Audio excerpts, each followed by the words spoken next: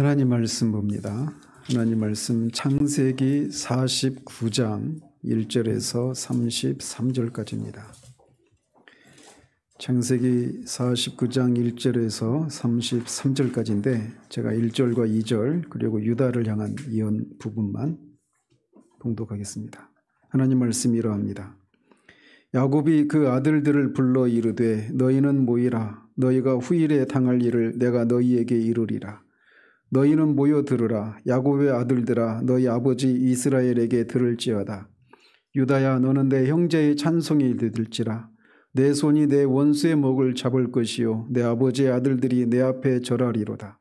유다는 사자 새끼로다. 내 아들아 너는 움킨 것을 찢고 올라갔도다. 그가 엎드리고 웅크림이 수사자 같고 암사자 같으니 누가 그를 범할 수 있으랴. 규가 유다를 떠나지 아니하며 통치자의 지팡이가 그 발 사이에서 떠나지 아니하기를 실로가 오시기까지 이루리니 그에게 모든 백성이 복종하리로다. 그의 나귀를 포도나무에 매며 그의 암나귀 새끼를 아름다운 포도나무에 맬 것이며 또 그 옷을 포도주에 빨며 그의 복장을 포도즙에 빨리로다. 그의 눈은 포도주로 인하여 붉겠고 그의 이는 우유로 말미암아 희리로다. 아멘.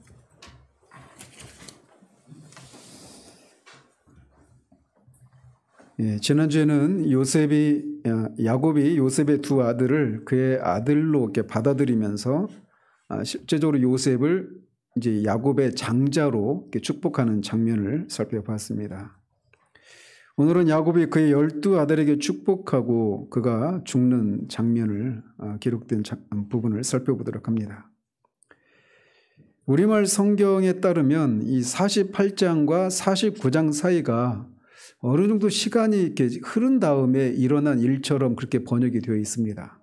그런데 실제로 원문을 보면 이 48장과 49장이 그리고라고 하는 말로 바로 이렇게 이어져 있습니다. 그래서 야곱이 이 48장에서 에브라임과 므낫세에게 축복을 마치자마자 바로 다른 아들들도 그 자리에 이렇게 소집이 된 그런 것을 우리가 알 수 있다는 거죠. 그리고 바로 그렇게 모인 아들들에 대해서 예언을 그들에게 일어날 일들을 이렇게 축복의 형태로 예언을 하고 있는 것입니다. 따라서 야곱은 48장에서 살펴봤던 것처럼 그런 육체적으로는 이제 노쇠에서 침상에 누워있는 죽음을 앞둔 그런 연약한 모습이었지만 언약의 계승자로서 자신에게 주어진 마지막 임무를 힘을 내어서 수행하고 있다라고 하는 것을 알 수가 있는 겁니다. 지난주에도 말씀드렸지만 우리 영혼은 이 육체의 상태와 밀접합니다. 그래서 나이가 들어서만이 아니라 우리가 젊은 사람이라 하더라도 우리가 육체적으로 피곤하거나 또는 육체적으로 어떤 지쳐 있을 때 우리 영혼이 그런 육체의 상태를 많이 받기 쉽습니다. 그래서 지난주에도 말씀드린 것처럼 로이드 존스 목사님이 그 영적 침체의 첫 번째 원인을 육체적인 피로로 이렇게 찾지 않습니까? 그런 것처럼 우리 육체는 영혼의 상태 또는 영의 상태의 영향을 지대하게 받는단 말이에요. 그런데 그게 원래부터 그랬던 것은 아닙니다. 하나님 우리를 창조하셨을 때는 영이 또는 영혼이 우리의 육체를 통제하는 방식으로 그렇게 살아가도록 우리를 지으셨습니다. 그런데 우리는 타락한 상태로 태어나기 때문에 그런 상태가 뭔지를 몰라요. 그래서 늘 그냥 육체 상태에 우리 영혼이 영향을 받는 그런 것들에 너무 익숙해져 있습니다. 그래서 몸이 영을 통제하는 것이 아니라 영이 몸을 통제하는 것이 원래의 창조의 질서였어요. 그러나 타락한 이후 이런 질서가 무너지고 나자 거꾸로 우리 몸이 우리 영을 지배하게 되었습니다. 그래서 성경은 에베소서 2장에서 우리가 그리스도 밖에 있었을 때를 우리의 육체의 욕심을 따라 우리 육체와 마음이 원하는 것을 행했다 이렇게 말을 하는 겁니다. 순서가 바뀌어버린 것이죠. 그렇게 해서 다른 이들과 같이 본질상 진노의 자녀였다 이렇게 말을 하는 겁니다. 그러나 우리가 이제 예수 그리스도를 믿고 구원을 받게 되면 이런 무너진 창조의 질서가 회복이 됩니다. 그럼에도 불구하고 여전히 우리의 몸에 남아있는 죄를 인해서 이 이제 창조의 질서가 회복이 되었음에도 불구하고 그래서 그 창조의 질서를 따라서 영이 우리의 몸을 지배하는 이런 방식의 삶을 살아야 되는데 그렇지 못한 경우들이 있어요. 그럼에도 불구하고 구원받은 사람과 구원받지 못한 사람의 결정적인 차이가 있다면 영이 몸을 지배하느냐 몸이 영을 지배하느냐 이런 삶의 차이가 있다는 겁니다.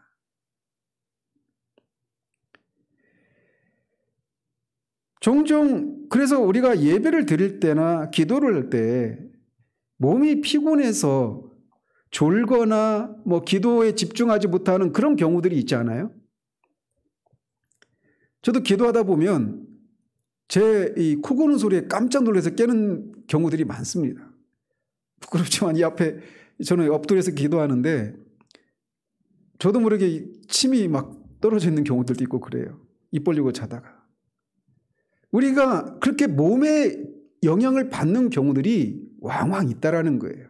어쩌면은 더 솔직히 말씀드리면 오히려 몸이 그 영을 지배하는 듯한 그런 경우들이 많아요. 그래서 여러분들이 예배 때도 마찬가지예요. 예배 때도 졸리고 하는 것이 육체의 그런 상태 때문이기도 하지만 반대로 우리의 영이 지금 죽어 있거나 또는 잠들어 있는 그런 것이 육체로 나타날 수도 있다라고 하는 것을 염두에 둬야 됩니다. 그래서 실제로 저의 경우도 제가 25살 때 이제 그런 하나님의 그런 회심의 역사가 그때 이제 시작이 됐다 저는 개인적으로 생각을 하는데 그 전까지 22년 동안 교회를 다녔는데 한 번도 설교 시간에 제가 맑은 정신으로 설교를 들었던 적이 없어요. 설교 시간만큼은 제가 숙면을 했습니다. 원래 제가 숙면을 못하는 그런 사람인데 이게 그냥 육체적인 상태만은 아니라는 것이에요. 그래서 이게 그렇기 때문에 제가 여러분이 막 설교 시간에 졸고 이런 것에 대해서 많이 지적을 안 하는 거예요. 물론 대놓고 자는 것은 제가 말을 하죠.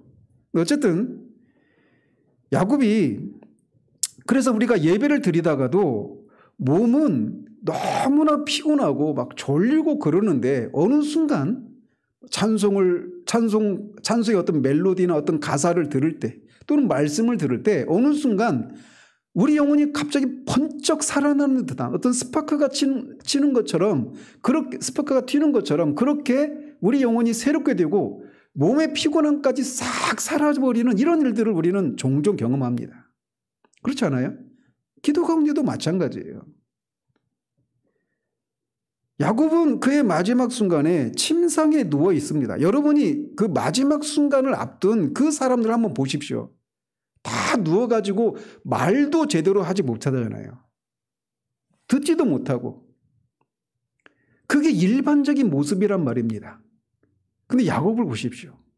야곱이 지금 바로 그 순간이에요. 마지막 임종의 순간이란 말입니다. 그런데 그 순간에 야곱이 힘을 내어서 침상에서 일어나서 이 요셉의 두 아들뿐만 아니라 나머지 12아들에게 축복을 하며 예언의 형식으로 축복을 하고 있는 거예요. 그리고 마지막에는 하나님을 경배하며 숨을 거두는 겁니다. 저도 그렇고 여러분도 여러분의 마지막이 이러하기를 바라요.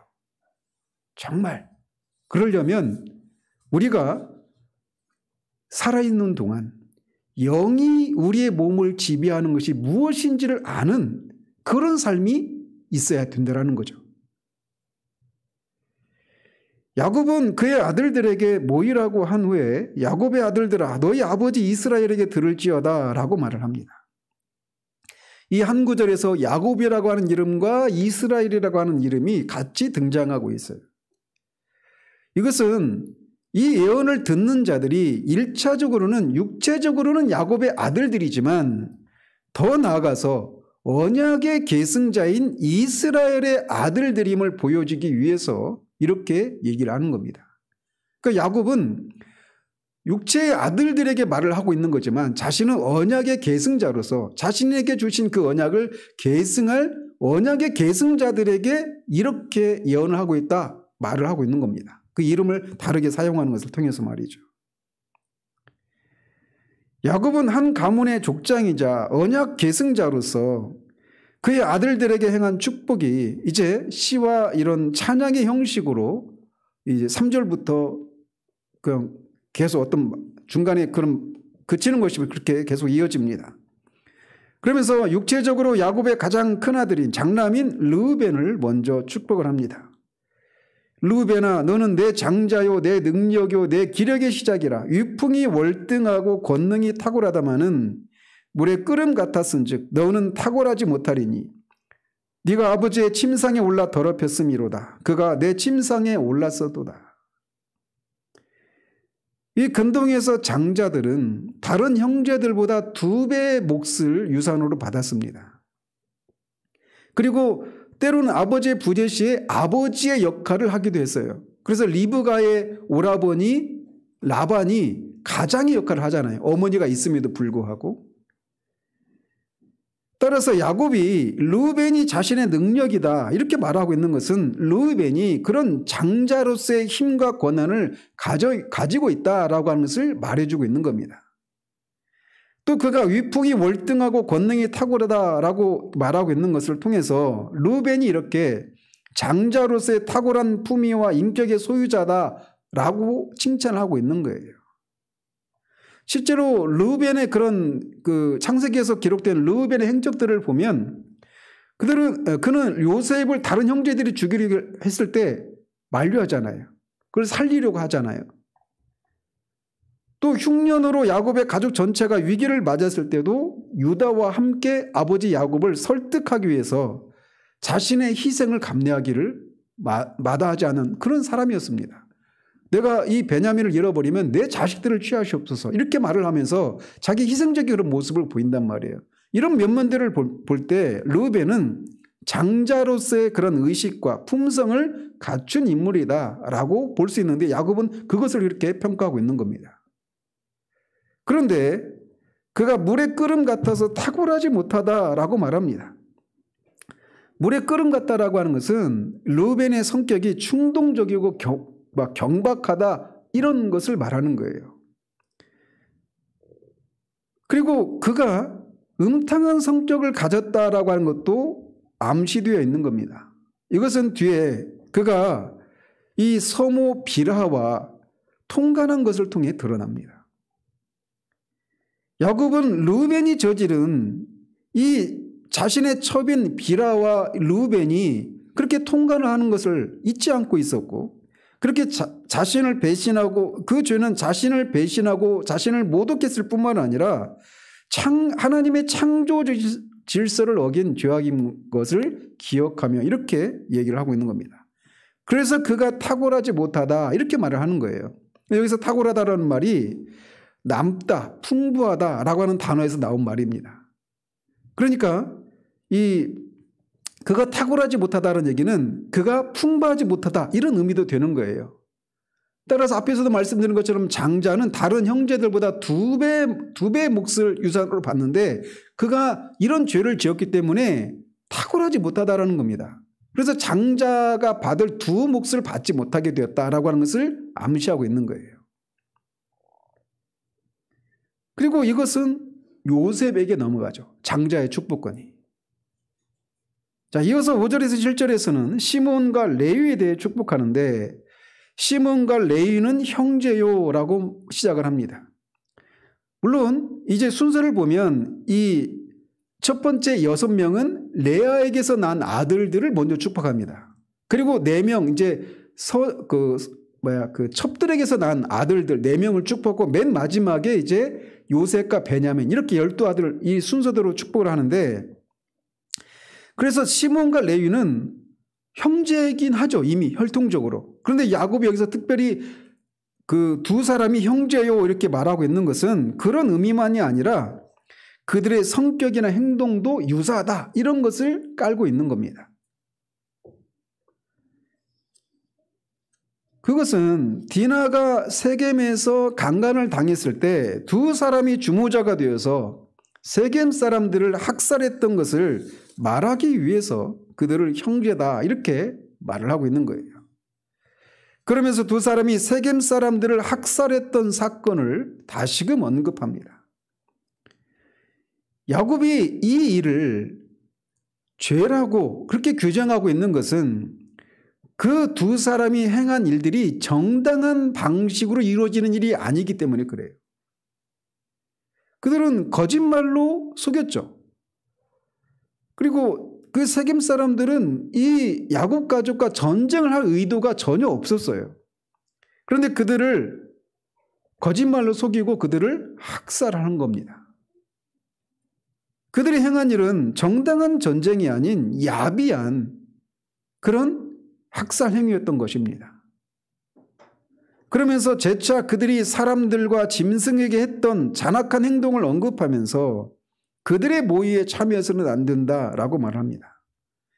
그래서 오히려 이 두 사람을 야곱은 축복하기보다는 그 노여움이 혹독하니 저주를 받을 것이요 분기가 맹렬하니 저주를 받을 것이라. 내가 그들을 야곱 중에서 나누며 이스라엘 중에서 흩뜨리로다 라고 예언을 합니다. 여기서 우리가 주목할 것은 야곱이 그 두 사람을 야곱 중에서 이스라엘 중에서 흩어버릴 것이다 이렇게 말을 하는데 내가 그렇게 할 것이다 이렇게 말하고 있어요. 야곱은 이제 죽고 가잖아요.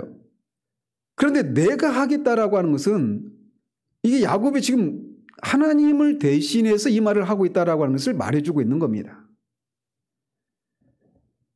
그러면서 그의 예언이 자신에게서 나오는 것이 아니라 하나님께로부터 말미암은 것이다라고 하는 것을 말해주고 있는 거예요.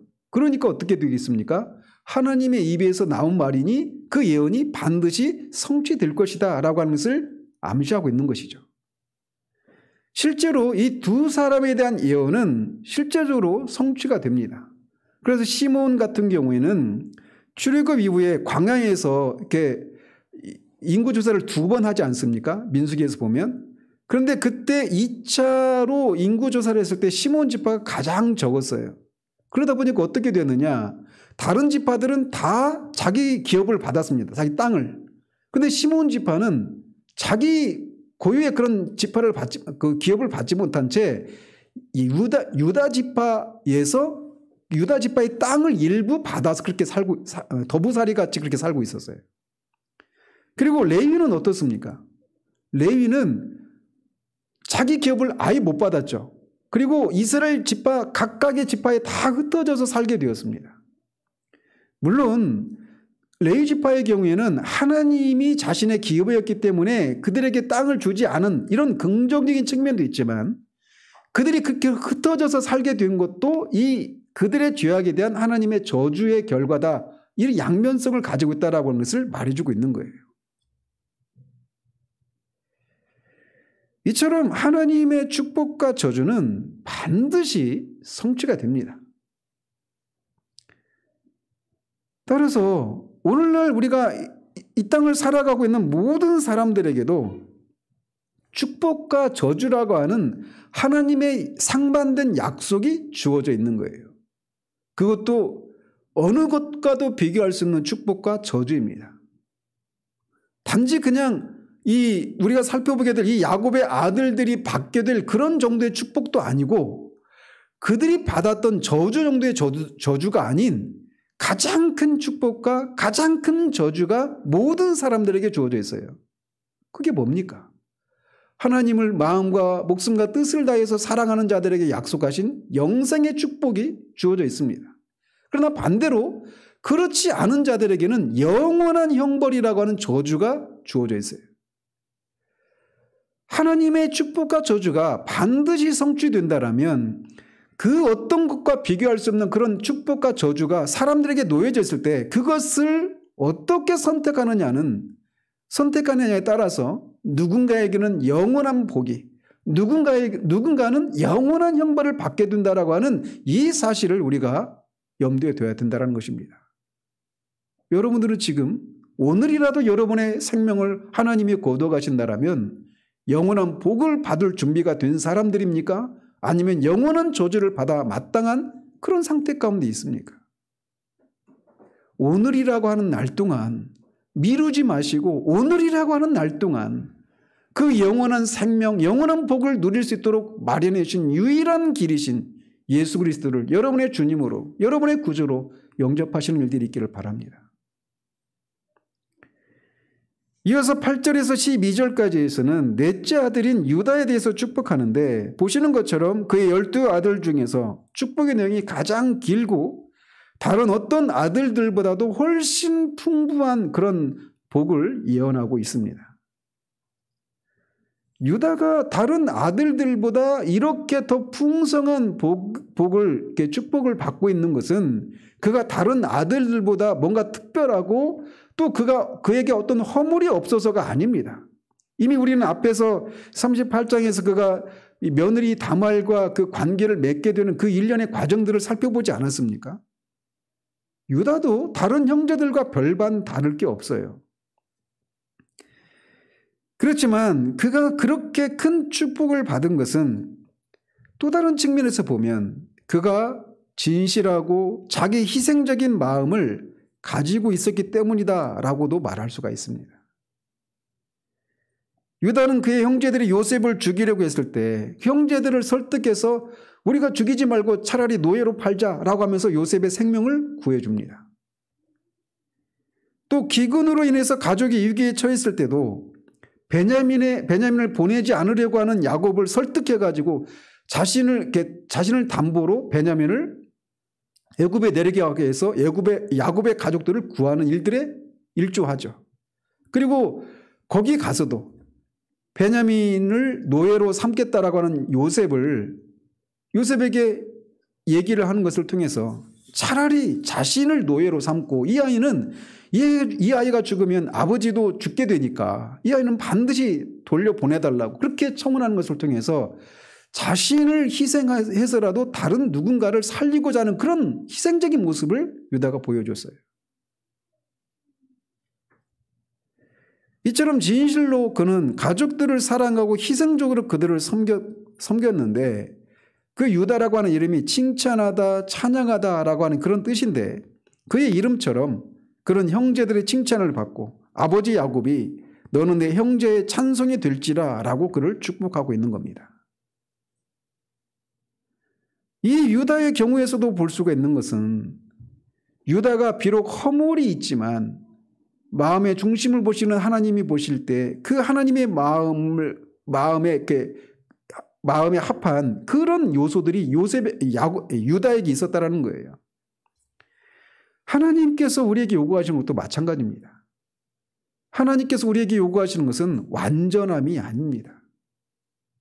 우리는 종종 어떤 사람이 신문지상이나 방송에 또는 그런 신문이나 방송에 나오지 않아도 우리 주변에서 어떤 사람들이 어떤 죄를 지었을 때 아니 예수 믿는 사람이 어떻게 그럴 수 있어? 라고 하는 이런 생각을 너무나 쉽게 하죠. 이런 것을 통해서 우리가 이런 생각들의 그 뿌리에 어떤 모습들이 있느냐면 마치 예수님을 믿는 사람들은 모든 면에서 완전해 둔다라고 하는 그런 생각들을 우리도 모르게 가지고 있다라고 하는 것은 그런 말을 통해 드러내고 있는 거예요. 인간은 육신을 입고 있기 때문에 설령 그가 구원받은 사람이라 하더라도 사람 앞에 하물며 하나님 앞에서는 더욱더 온전한 완전한 사람으로 설 수가 없습니다. 하나님께서 우리에게 요구하시는 것은 하나님 앞에 진실한 마음. 하나님의 은혜가 아니면 결코 한 걸음도 주님을 위해서 살 수 없다라고 하는 자신의 그 무능력과 그 연약함을 정직하게 인정하고 하나님의 은혜를 구하는 그런 상한 심령, 깨뜨려진 심령, 그것을 원하시는 거예요.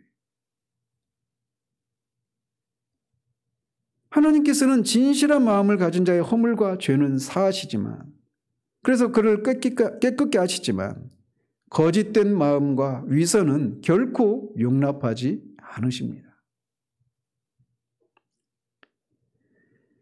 야곱이 유다를 축복하고 있는 내용들을 보면 유다가 원수의 목을 잡을 것이다 라고 말을 합니다. 이것은 실제로 역사적으로 보면 유다의 후손인 다윗과 솔로몬 때 성취가 됩니다. 그리고 궁극적으로는 유다 지파의 후손으로 오셨던 예수 그리스도를 통해서 인류의 그 원수인 사망과 사탄의 목을 주님이 잡으시는 일들을 성취해 내십니다.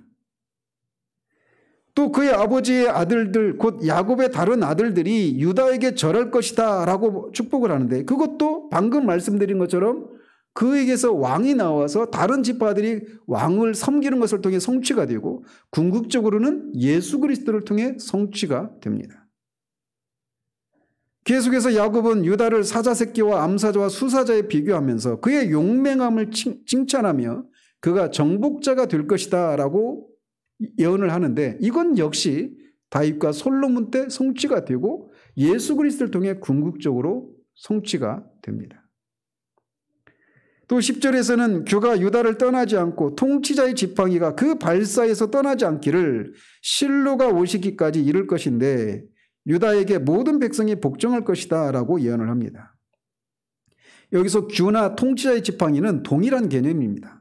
그래서 결국 유다의 후손들이 대를 이어서 왕권을 계승할 것이다 라고 하는 것을 예언하고 있는 거예요. 그러니까 이 예언 역시 역사적으로 다윗 지파를 통해서, 다윗의 가문을 통해서 계속해서 이 왕권이 이어지는 것을 통해 성취되었고, 궁극적으로는 예수 그리스도를 통해 성취가 되는 것이죠. 한편 여기서 이 일들이 실로가 오시기까지 이를 것이다 이렇게 말하고 있는데, 여기서 실로가 무엇인가에 대해서 여러 견해들이 존재합니다. 우리말은 이제 이 실로를 어떤 인격체로 알고 그렇게 이해를 해서 실로가 오시기까지 해서 그 인격체로 번역을 하고 있잖아요. 그런데 실로를 그냥 장소, 실로 있잖아요. 그 제사장, 그 엘리 제사장이 있었던 때 그 실로라고 하는 지역이 있지 않습니까? 그래서 그거를 지명으로 보아서 유다 후손의 통치권이 실로에 와서야 비로소 끝나게 된다, 이런 의미라고 해석하는 그런 견해들이 있어요. 그런데 이 내용은 역사적인 상황과 잘 어울리지가 않죠. 그래서 두 번째, 세 번째 견해가 있는데 그게 이제 우리가 동의할 만한 그런 것입니다. 그래서 이 실로는 평화의 시기를 의미하는 상징적인 그런 용어로 보아서 유다가 원수를 모두 정복한 평화의 시기가 올 때까지 유다의 후손이 통치할 것이다, 이런 예언이다, 이런 견해가 있고, 또 하나는 후손 또는 어떤 특정한 사람의 이름, 그 중에서도 특별한 인물인 메시아를 상징하는 단어로 해석해서 유다의 가문을 통해 메시아가 오실 것이다 라고 이렇게 보는 견해가 있는데, 두 번째, 세 번째가 다 그 신학적으로 해석이 받아들일 수 있는 그런 해석이라고 할 수가 있습니다. 실제로 예수 그리스도는 유다의 후손으로 오셔서 모든 악한 세력들을 무찌르시고 평화의 왕국인 하나님 나라를 건설해 가심으로써 유다 왕국의 영원성을 그렇게 견고히 하신 것을 통해 이 예언이 결국 성취가 되는 겁니다. 그러면서 11절과 12절에서는 유다의 후손들이 누리게 될 번영과 평화를 비유적으로 예언을 하고 있습니다.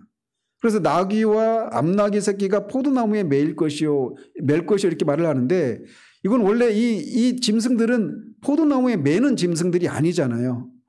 그런데도 그것들이 포도나무 매인다라고 하는 것은 그렇게 포도나무가 많아서 그냥 나귀나 암나귀들이 그렇게 그냥 쉽게 포도나무에 접근할 정도로 그렇게 풍성한 그런 열매를 맺는 그런 물질적인 번영을 누릴 것이다, 이런 예언을 하고 있는 거예요. 또 옷을 포도주에 빨고 복장을 포도즙에 빤다라고 하는 말도 마찬가지입니다. 너무 이런 게 흔하니까 그렇게까지 할 정도로 그렇게 물질의 복을 누릴 것이다, 이렇게 예언하고 있는 거예요. 또 그의 눈은 포도주를 붉고 그의 이는 우유로 말미암아 희게 될 것이라고 하는 것도 같은 맥락의 축복의 예언이라고 할 수가 있습니다. 한편 이 유다에게 행했던 이 모든 예언은 실제적으로 역사적으로는 다윗과 솔로몬 때 성취가 되고, 영적으로는 예수 그리스도를 통해서 성취가 됩니다. 거듭 말씀드리지만 하나님의 축복은, 하나님의 저주는 반드시 성취가 된다는 사실이에요. 자, 이어서 스불론에 대해서 예언하는데 그가 해변에 거주하게 되고 그의 경계가 시돈까지 될 것이다 라고 말을 합니다. 이것은 결국 장차 스불론 지파가 해상 무역을 하게 될 것이다 라고 이렇게 예언하고 있는 것이기도 합니다. 그런데 이 스불론 지파는 팔레스타인 지역에서 해상 무역을 하는 곳은 지중해, 성경에서는 대해라고 하죠. 이 지중해를 통해서 해상 무역을 하는데 실제 스불론 지파는 지중해를 접하고 있는 그런 지역의 그 기업을 받지 못했어요. 오히려 아셀 지파가 그 지중해 연안에 있었습니다. 그래서 근데 원문을 보면 그게 뱀에는 해변을 향하여 그 스불론 지경이 거기 있을 것이 이렇게 말을 하고 있어요. 결국 이 스불론 지파는 어쨌든 해상 무역으로 유명했던 항구 도시 시돈을 통해서 무역업과 상업에 종사하게 되는 것을 통해 이 야곱의 예언도 성취가 됩니다. 또 이사가를 향해서도 예언을 하는데 그를 건장한 나귀에 비유합니다. 건장한 나귀라고 하는 것은 힘이 세고 튼튼한 나귀를 의미하는 건데 이 나귀가 이렇게 건장하고 힘이 세고 튼튼하긴 하지만 우직해요. 우직하고 성실하긴 하는데 어떤 다른 짐승보다 특별한 점은 없는 그런 짐승의 상징이 나귀란 말이에요. 그런데 그런 나귀의 이사갈 지파를 비유하고 있는 것은 이사갈 지파가 비록 힘이 세고 우직하고 성실하긴 하지만 다른 지파에 비해서 특출날 것이 없는 그런 지파일 것이다 라고 하는 것을 말해주고 있는 겁니다. 실제로 이스라엘 역사에서 보면 이사갈 지파가 이스라엘 12지파 중에서 특별한 어떤 그런 모습을 드러내지 못해요. 그러다 보니까 그는 쉴 곳을 보고 좋게 여기며 토지를 보고 아름답게 여기고 어깨를 내려 짐을 메고 앞지 아래서 섬길 것이다 라고 말합니다. 쉴 곳을 보고 좋게 여긴다. 이것은 그들이 낙천적이고 안주하기를 좋아하는 그런 기질의 소유자라고 하는 것을 말해주는 겁니다. 그냥 사람들이 일반적으로 보이는 거잖아요. 쉴 곳을 보면 좋아하고 토지를 보면 거기서 그냥 안주해서 농사 짓고 살려고 하는 어떤 모험정신과 어떤 진취적이고 이런 모습이 없는 것을 이렇게 묘사하고 있는 거예요. 그리고 이 어깨에 짐을 내리고 메고 앞지 아래서 복종하게 될 것이다 이런 말도 결국 이들이 우직해서 다른 지파의 지배 아래서 특별히 유다 지파의 지배 아래서 그냥 이 몸으로 때우고 쉽게 말해서 몸으로 때우고 납세의 의무를 감당하는 그런 일은 했지만 특출한 것이 없는 그런 지파다라고 하는 것을 말하고 있는 거예요. 실제로 그렇게 이스라엘 역사 속에서 그렇게 증명이 되죠. 이렇게 야곱은 레아에게서 난 6 아들에 대한 예언을 했는데 말씀드린 것처럼 이것은 역사상에서 그리고 영적으로 예수 그리스도를 통해 성취가 됩니다. 자, 이어서 실바에게서 난 아들인 단에 대해서 예언하는데 그가 이스라엘의 한 지파같이 그의 백성을 심판할 것이다 라고 예언을 합니다. 여기서 심판한다라고 하는 것은 오후에도 이제 우리가 살펴보겠지만 심판한다라고 하는 것은 재판한다, 통치한다 이런 의미가 있는 거예요. 따라서 이 예언은 이 단지파 중에서 이스라엘을 통치하고 지배했던 사람이 나오죠. 누굽니까? 삼손이에요. 삼손이 사사로 이스라엘을 그렇게 20년 동안 통치를 합니다. 그걸 통해 역사 속에서 실제로 성취가 됩니다. 그런데 이어지는 예언은 부정적입니다. 단은 길섭의 뱀이요 새끼의 독사로다. 말굽을 물어서 그 탄자를 뒤로 떨어지게 하리로다. 이것은 단의 기질에 대해서 예언하는데 뱀은 어떤 성격의 어떤 그 성격을 상징하는 동물입니까? 뭔가 간교하죠. 창세기 3장에서 뱀이 모든 짐승들보다 간교했다라 이렇게 나오잖아요. 간교하고 독사가 어떤 막 내가 널 공격한다 하고 공격하는 것이 아니라 이 말탄자의 말굽을 이렇게 뒷굽을 이렇게 그 무는 것처럼 기습적으로 공격하는 이런 걸 말하는 거예요. 그런 것을 이렇게 은유적으로 표현하고 있는 겁니다. 그래서 이렇게 단지파가 교활한 뱀의 기질을 가지고 그렇게 원수들을 쓰러뜨리는 이런 것을 염두에 둔 예언이라고 할 수가 있어요. 그래서 실제로 삼손은 어떻게 됩니까? 이 블레셋 사람들을 치기 위한 빌미를 마련하기 위해서 그 사람들과 결혼을 하다가 결국 취소되고 그것을 빌미로 블레셋 사람들을 죽이지 않아요? 그리고 이와 더불어서 이스라엘에 대한 이 단지파의 부정적인 그런 영향력을 염두에 둔 예언이기도 한데 실제로 사사시대에 보면 이 이스라엘의 우상 숭배를 끌어들인 지파가 단지파입니다. 그래서 그 17장에 보면 사사기 17장에 보면 단지파가 어디죠? 그 어떤 땅을 차지하러 갈 때 그 미가라고 하는 사람이 그 집에 가지고 있었던 그 가정 신을 단지파의 우상으로 끌어들이잖아요. 그래서 어떤 학자들은 이 영적으로 우리가 그 계시록 7장에서 보면 14만 4천이 나오는데 거기서 이스라엘 12지파 중에서 빠진 지파가 있었죠. 단지파가 빠져 있어요. 그래서 이 어거스틴 같은 그런 분들은 이 단지파에서 적그리스도가 나올 것이다 이렇게 예언하기도 합니다. 그렇게 얘기를 하기도 해요. 이 예언과 연결시켜서 말이죠. 자, 그러면서 18절에서는 갑자기 여호와여 나는 주의 구원을 기다리나이다 라고 말을 합니다. 이것은 이 야곱이 다른 아들들에게 단에게 했던 예언도 아니고 다른 아들들에게 하는 예언이 아니라 야곱이 이렇게 아들들에게 예언성의 그런 축복을 하는 중에 하나님께 그렇게 외치고 있는 거예요.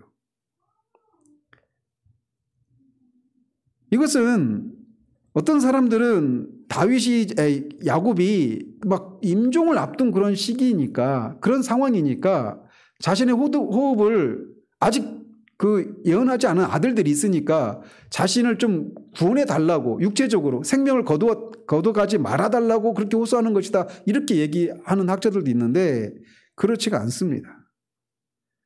지금까지 그것은 어떻게 해석해야 되느냐. 그가 주의 구원을 기다린다라고 하는 이게 어떤 의미가 있는 것인가. 야곱은 지금 이렇게 그의 아들들에게 축복을 하고 있지 않습니까? 그런데 제가 이것은 역사적으로는 다윗이나 솔로몬 때 성취되었지만 궁극적으로는 예수 그리스도를 통해 성취되었다 이렇게 말씀드리지 않았어요? 그래서 야곱은 이렇게 아들들에게 축복을 하는 중에 더 큰 구원을 본 겁니다. 그냥 역사적으로 육체적으로 물리적으로 이 땅에서 이 아들들이 누리게 될 번영과 왕권이 지속되고 이런 것을 넘어서서 궁극적인 구원을 바라보며 이렇게 외치고 있다는 것이죠. 그렇기 때문에 그 아들들이 받게 되는 그런 복들 이런 것은 참된 구원, 더 큰 구원에 대한 그림자요 모형에 불과하다는 거예요. 그래서 그런 축복을 하다가 야곱이 더 큰 구원, 더 참된 구원에 대한 소망이 그의 마음을 사로잡아서 이렇게 하나님 앞에 호소하고 있다라는 것입니다. 이렇게 말할 수 있는 것은 18절의 구원이라고 하는 단어가 예수야입니다. 예수야. 예수야가 누구예요? 예수님이에요. 이름이 똑같아요. 그래서 신약 시대에 등장하실 메시아 예수를 가리키는 말과 동일하다라고 하는 면에서도 그가 말하는 주의 구원이 예수 그리스도를 통한 참된 구원, 큰 구원을 의미한다라고 해석하는 것이 무리가 없다라는 겁니다. 이런 측면에서 보면 오늘날 신약의 성도들은 야곱보다도 또 야곱의 아들들보다도 심지어 다윗보다도 더 큰 복을 받은 자들이다라고 할 수 있습니다. 예수님은 세례 요한을 가리켜서 뭐라고 말씀하셨습니까? 여자가 난 자 중에 이보다 큰 자가 없다라고 칭찬하셨어요. 그러면서 또 덧붙이셨죠.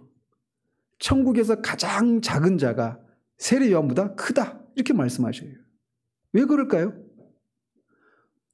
왜 신약의 성도들은 구약의 성도들보다 그 기라성 같은 하나님의 사람들보다 더 큰 복을 받은 사람이라고 할 수 있을까요? 이들은 멀리서 약속만 바라보고 그것을 환영하고 멀리서 기뻐했을 뿐이에요. 근데 우리는 보았잖아요. 그렇기 때문에 신약의 성도들이 이들보다 더 큰 복을 받은 자들이다, 이렇게 말할 수가 있는 것입니다. 야곱이 나는 주의 구원을 기다리나이다 라고 절규하듯 외쳤던 그 큰 구원이, 참된 구원이 바로 예수 그리스도를 통해서 우리에게 이루어진 것입니다. 그렇기 때문에 우리가 야곱이 이 아들들에게 축복하는 내용들을 보면서 나도 이들이 누렸던 그런 물질의 복을 누렸으면 좋겠다, 그런 권세를 가지는 사람들이 되었으면 좋겠다, 오늘날 번영신학이 온통 그런 것들을 얘기하고 있잖아요. 근데 야곱이 이런 축복을 하다가 멈추고 나는 주의 구원을 기다리나이다라고 하면서 이 참된 구원, 예수 그리스도를 통한 구원의 모형과 그림자에 불과한 이런 것들과 비교할 수 없는 그 구원을 바라고 사모했던 것처럼 우리에게 이 야곱이 그렇게 사모했던 그것을 우리는 얻은 사람들이잖아요. 그렇기 때문에 더욱더 우리에게 주신 그 구원의 은혜를 감사하고 찬양할 이유가 더 많다라는 사실을 잊지 말아야 한다는 것입니다. 이어서 19절에서는 갓에 대해서 예언하는데 그가 군대 추격을 받았지만 도리어 그 뒤를 추격할 것이다 라고 말을 해서 이 갓지파의 호전성과 용맹성에 대해서 예언을 하고 있습니다. 그런데 갓지파는 이 이스라엘에서 어디에서 자신들의 기업을 받은 지파입니까? 요단강을 기준으로 요단강 동편입니까? 요단강 서편입니까? 요단강 동편이에요. 그래서 요단강 동편에는 시온과 그 바산왕 옥을 죽이고 그 땅을 차지했잖아요. 그 땅인데 그 땅은 갓지파, 그 다음에 르우벤 지파, 그 다음에 므낫세 반지파, 이 세 지파가 그 두 지파 반이 나눴단 말이에요. 그래서 갓지파는 요단강 동편의 자리를 그 기업을 차지합니다.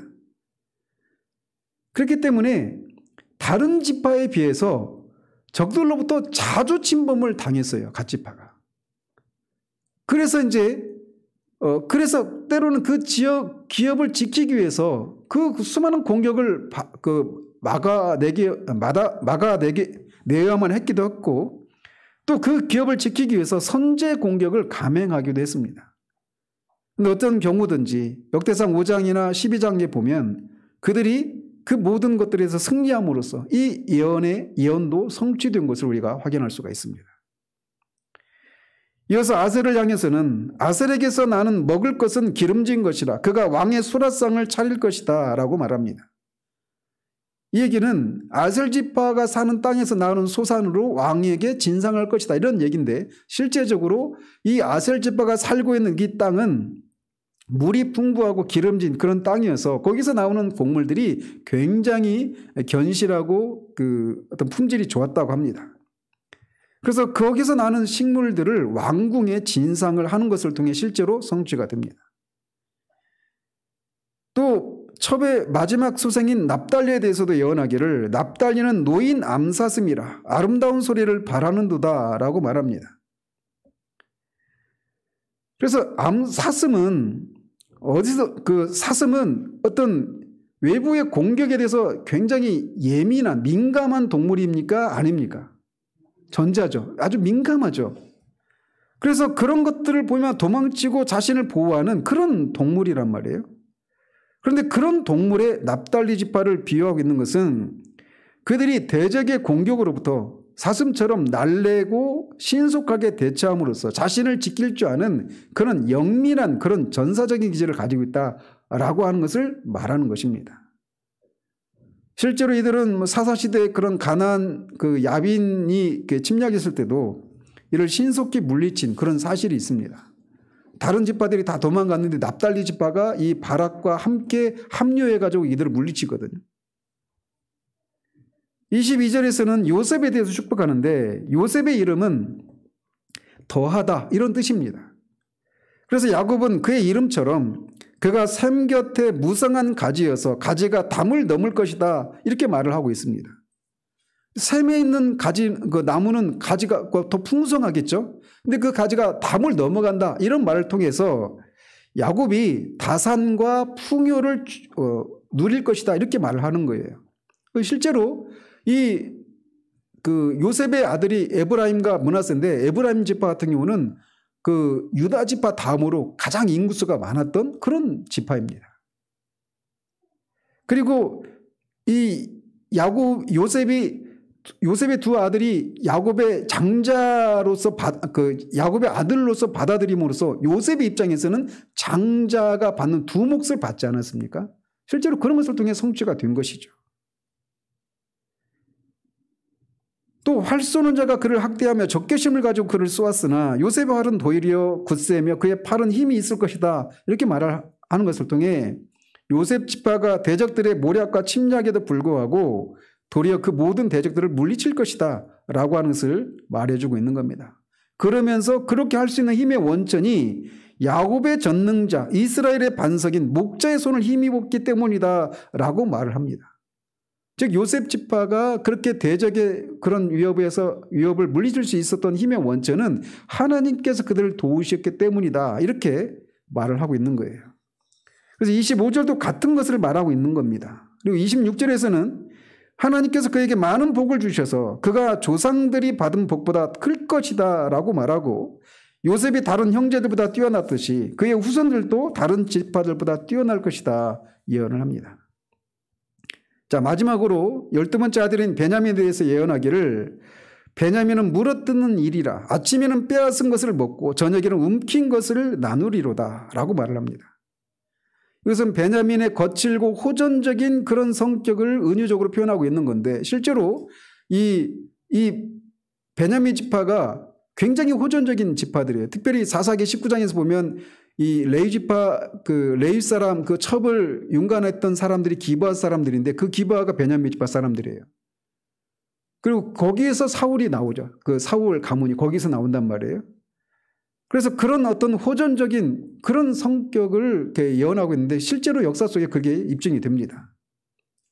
자, 그러면서 28절에서 창세기 저자인 모세는 야곱의 12아들이 이스라엘의 12지파라고 밝히고 있습니다. 그래서 앞에서도 야곱의 아들들아 내 아버지 이스라엘의 말을 들으라 라고 하는 말을 통해서 말했던 것처럼 똑같이 여기서 요셉이 육체적으로는 12아들, 육체적인 아들들에게 호소하고 축복하고 있지만 그거는 장차 이스라엘의 12지파가 되는 그 12지파의 조상들에게 축복하고 있다라고 하는 것을 말해주고 있는 겁니다. 그러면서 야곱이 그들에게 축복한 것은 그들 각 사람의 분량대로 축복했다라고 말하고 있는 겁니다. 그러니까 그들의 분량에 따라 누구에게는 더 큰 축복을 누구에게는 적은 것을 이렇게 축복했다 이렇게 말하고 있는 거예요. 그래서 이것은 야곱이 어떤 앞에서도 말씀드렸잖아요. 내가 라고 하는 말을 통해 이 시몬과 레위에 대해서 축복할 때 저주할 때 내가 반드시 너희들을 흩어버리겠다 이렇게 말을 하는 것을 통해 야곱이 자신의 입으로 말하고 있지만 자신이 하는 것이 아니라 하나님이 자신을 통해 하고 있다 이렇게 말하고 있지 않았어요. 그래서 야곱이 아들들에게 축복한 내용은 야곱 개인의 그런 판단에 따라 그들의 분량을 보고 그렇게 축복한 것이 아니라 하나님께서 그들을 보고 그렇게 축복했다 이렇게 말할 수 있단 말이죠. 따라서 우리가 하나님이 우리를 들어 쓰실 때는 항상 그 사람의 기질이나 그 사람의 어떤 능력이나 이런 것을 보시고 쓰시는 거예요. 그래서 하나님의 집에는 귀한 그릇도 있고 그렇지 못한 그릇도 있다라고 말씀을 하는 겁니다. 그래서 어떤 사람은 1달란트 받고 어떤 사람은 2달란트 어떤 사람은 5달란트 이렇게 받는 거예요. 그래서 우리가 좀 더 나가면 그렇기 때문에 우리가 1달란트 받은 사람처럼 왜 나한테는 이런 것밖에 주시지 않지라고 하면서 그냥 주신 것에 대해서 감사하지 않고 하나님을 위해서 그런 자신에게 주어진 그런 것들을 활용하지 않는 그런 태도를 취해서는 안 된다는 것이죠. 자, 그러면서 29절에서 마지막 33절까지에서는 야곱이 그의 아들들에게 자신을 애굽이 아니라 자신들의 조상들이 묻혀있는 가나안 땅의 그 마므레 앞에 있는 막벨라 굴에 자신을 묻어달라 이렇게 말합니다. 그 무덤에는 아브라함과 사라 그리고 이삭과 리브가 그리고 이 야곱의 첫째 아내인 레아가 묻혀 있는데 거기에 자신을 반드시 묻어달라라고 말하고 있어서 계속 말씀드린 것처럼 야곱이 이 고센 땅에 거한 것부터도 그런 의미가 있다고 그렇지 않았어요?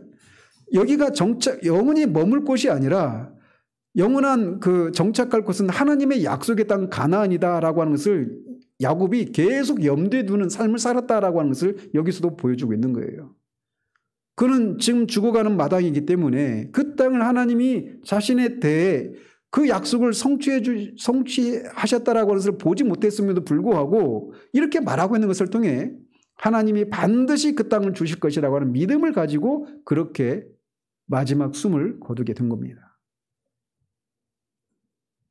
이것은 우리들에게 새하늘과 새 땅에 대한 소망을 품고 살아야 한다라고 하는 것을 교훈해 주고 있는 그런 장면이라고 할 수 있어요. 자, 이렇게 해서 우리는 야곱의 죽음까지 보았습니다. 이번 주 우리 아이들 성경 공부하면서 이번 주에 이제 야곱이 죽는 그 장면을 이렇게 할 거라고 봤더니 야곱 죽냐고 물어보더라고요. 아빠가 야곱 죽일 거야. 제가 죽인 건 아니죠. 어쨌든 야곱은 이렇게 해서 147세의 나이로 죽습니다. 그래서 우리가 지난주와 오늘 살펴본 바대로 야곱의 이 최후는 우리들에게 정말 많은 것을 교훈하고 있습니다.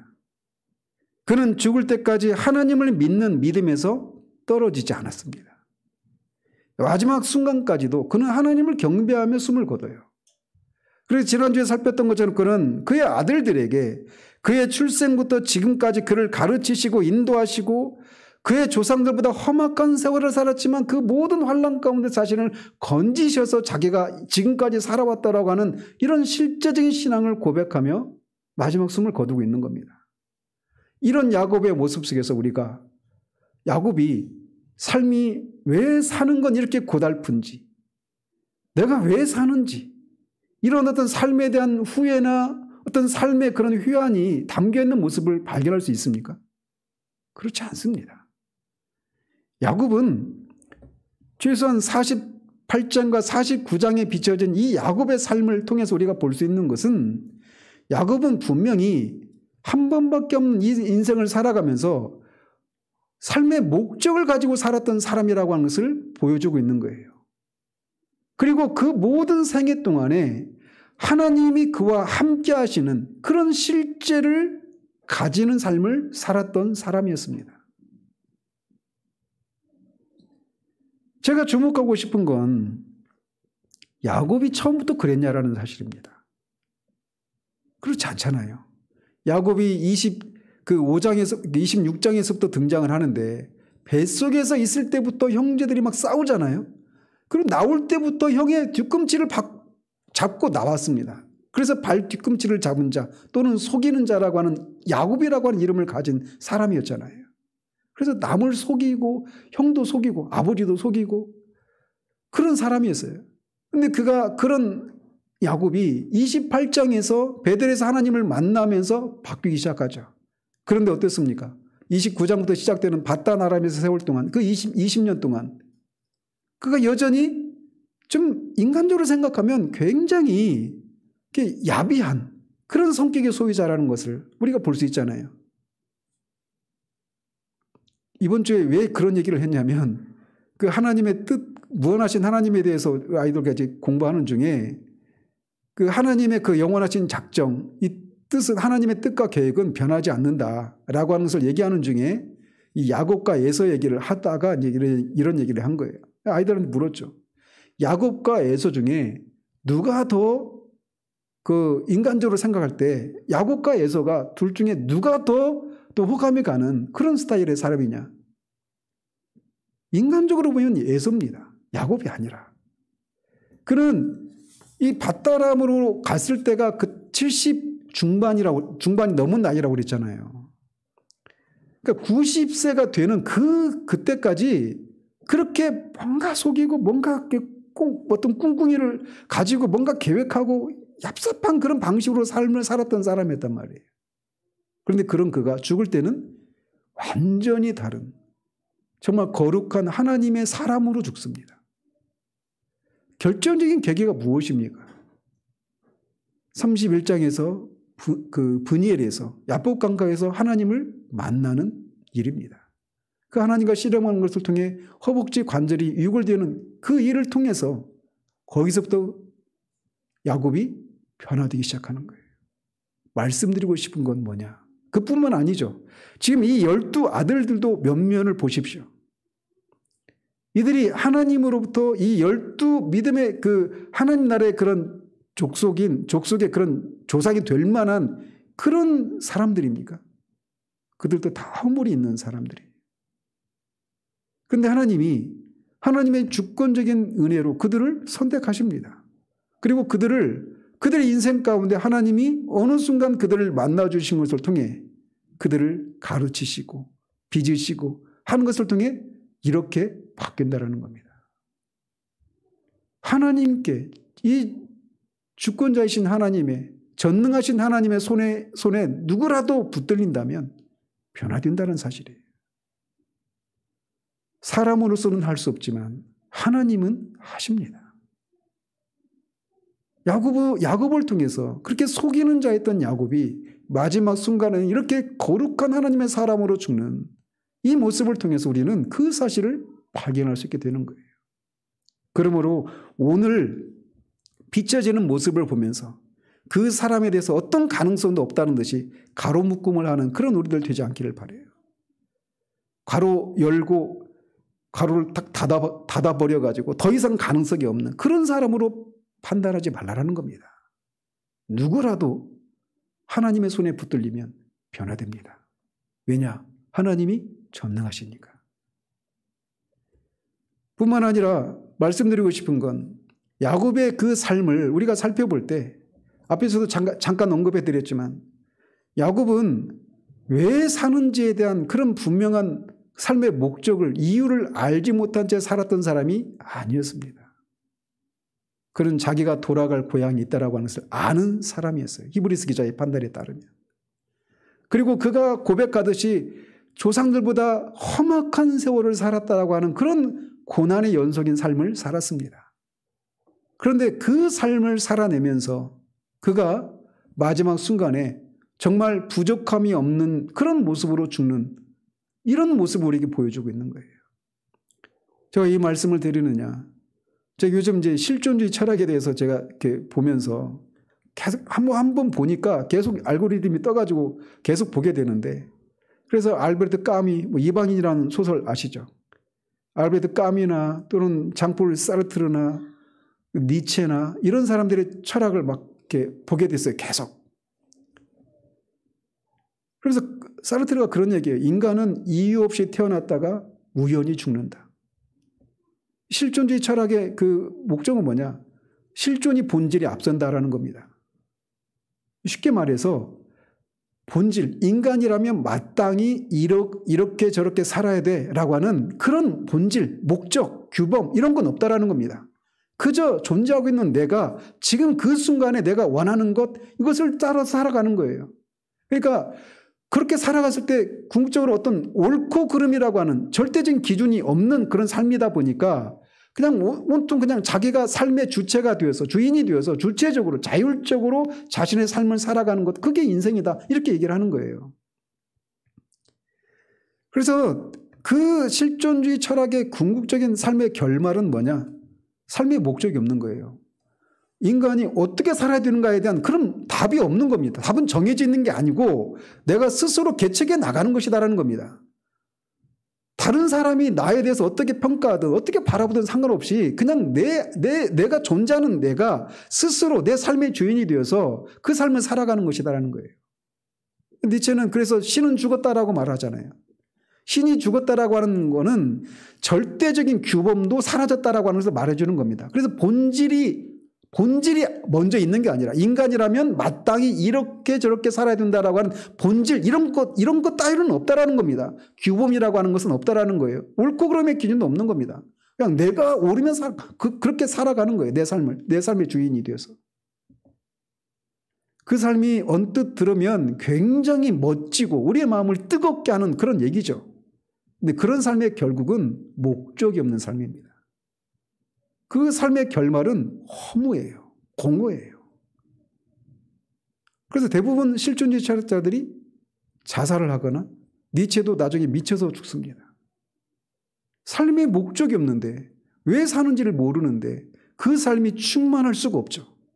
순간순간 자신이 옳다고 생각하는 것을 따라서 살아가고 그렇게 살아갔지만 결말이 뭐냐? 아무것도 없는 거예요.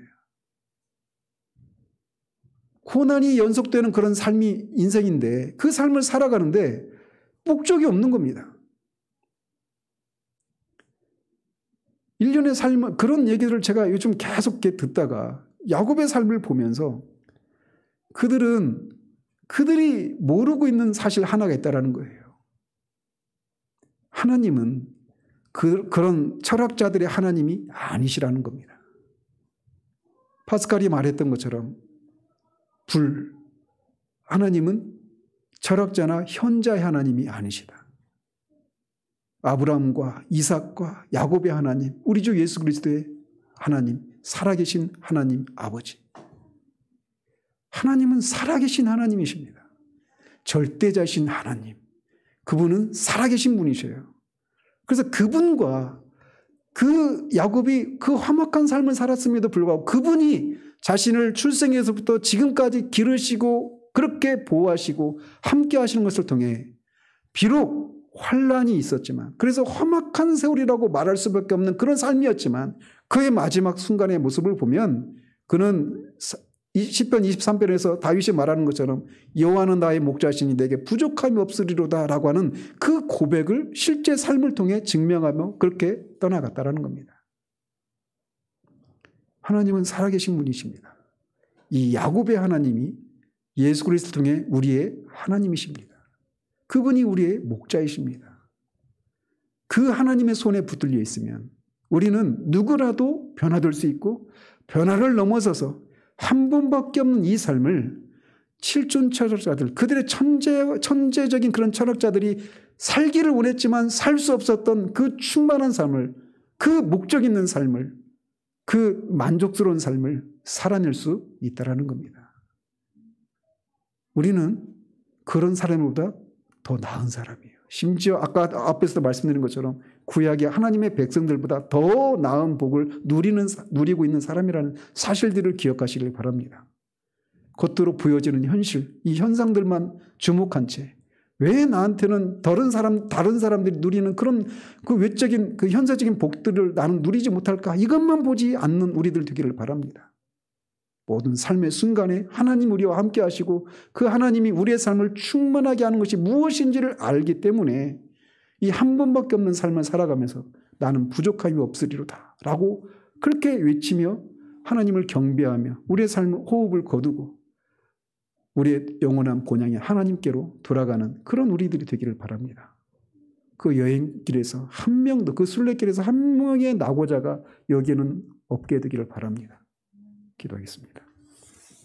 하나님 아버지, 야곱이 147세라고 하는 그 긴 여생을 마치기 전에 그의 12아들에게 축복하고 그렇게 하나님을 경배하며 숨을 거두는 장면을 살펴보았습니다.